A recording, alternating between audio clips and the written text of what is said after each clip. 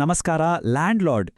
ಇವತ್ತು ನಾವು ಆ ಬಹು ನಿರೀಕ್ಷಿತ ಸಿನಿಮಾದ ಟ್ರೇಲರ್ನ ಒಂದು ಡೀಪ್ ಡೈವ್ ಮಾಡೋಣ ಬನ್ನಿ. ಈ ಟ್ರೇಲರ್ನ ವೈಬ್ ಏನು ಅಂತ ಒಂದೇ ಮಾತಿನಲ್ಲಿ ಹೇಳೋದಾದ್ರೆ ರಾ, ಪವರ್ಫುಲ್ ಮತ್ತು ಅನ್ಅಪಾಲಜೆಟಿಕಲಿ ಮಾಸ್. ಅಂದ್ರೆ ಎಕ್ದಮ್ ಹಸಿಯಾದ ಆಕ್ಷನ್, ಪಾತ್ರಗಳಿಗೆ ಸಿಕ್ಕಾಪಟ್ಟೆ ಪವರ್ ಮತ್ತೆ ಪಕ್ಕಾ ಮಾಸ್ ಆಡಿಯನ್ಸ್ಗೆ ಅಂತಾನೆ ಮಾಡಿದೋ ಸಿನಿಮಾ ಇದು. ಸರಿ, ಹಾಗಾದ್ರೆ ಬನ್ನಿ, ಟ್ರೇಲರ್ ನೋಡಿದ ತಕ್ಷಣ ನಮ್ಗೇನನ್ಸ್ತು, ಅದರ ಸೌಂಡ್ ಡಿಸೈನ್ ಹೇಗಿದೆ, ಆ ಫಸ್ಟ್ ಇಂಪ್ರೆಷನ್ ಬಗ್ಗೆ ಮೊದಲು ಮಾತಾಡೋಣ. ಸಿನಿಮಾದ ಬೇಸಿಕ್ ಡೀಟೇಲ್ಸ್ ಇಲ್ಲಿದೆ ನೋಡಿ.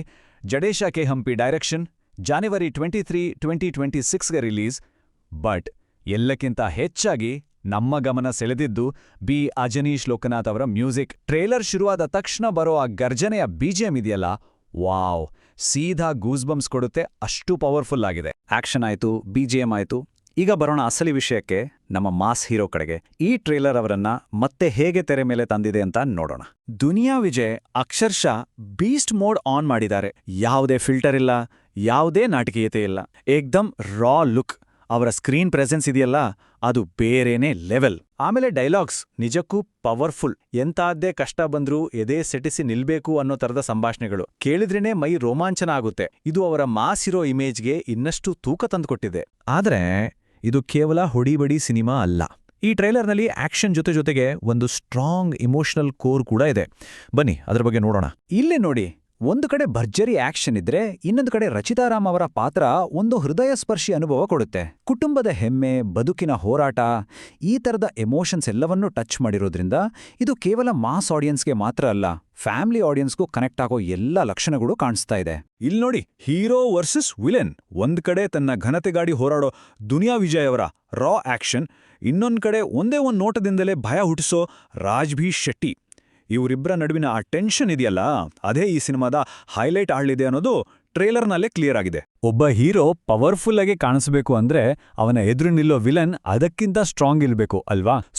ಈ ಸಿನಿಮಾದಲ್ಲಿ ಆ ಭಯಾನಕ ವಿಲನ್ ಪಾತ್ರವನ್ನು ಹೇಗೆ ಕಟ್ಟಿಕೊಟ್ಟಿದ್ದಾರೆ. ರಾಜ್ಭೀ ಶೆಟ್ಟಿ ಈ ಹೆಸರೇ ಸಾಕು, ಅವರ ಪರ್ಫಾರ್ಮೆನ್ಸ್ ಬಗ್ಗೆ ಹೇಳಲೇಬೇಕು. ಟ್ರೇಲರಲ್ಲಿ ಅವರು ಒಂದೇ ಒಂದು ಡೈಲಾಗ್ ಹೇಳದೇ ಇರ್ಬೋದು, ಆದ್ರೆ ಅವರ ತೀಕ್ಷ್ಣ ನೋಟ, ಮೈ ನಡುಗಿಸೋ ಹಾವಭಾವ ಇದೆಯಲ್ಲ, ಅದೇ 1000 ಕಥೆ ಹೇಳತ್ತೆ.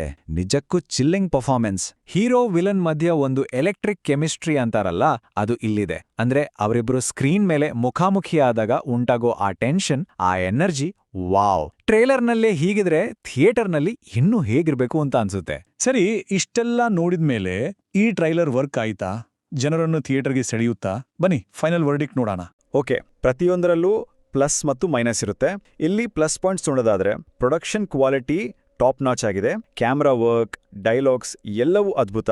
ಆದ್ರೆ ಒಂದು ಸಣ್ಣ ಕೊರತೆ ಅಂದ್ರೆ, ಕತೆ ಎಲ್ಲೋ ಕೇಳಿದ ಹಾಗೆ ಸ್ವಲ್ಪ ಫಾರ್ಮುಲಾಟಿಕ್ ಅನ್ಸ್ಬೋದು.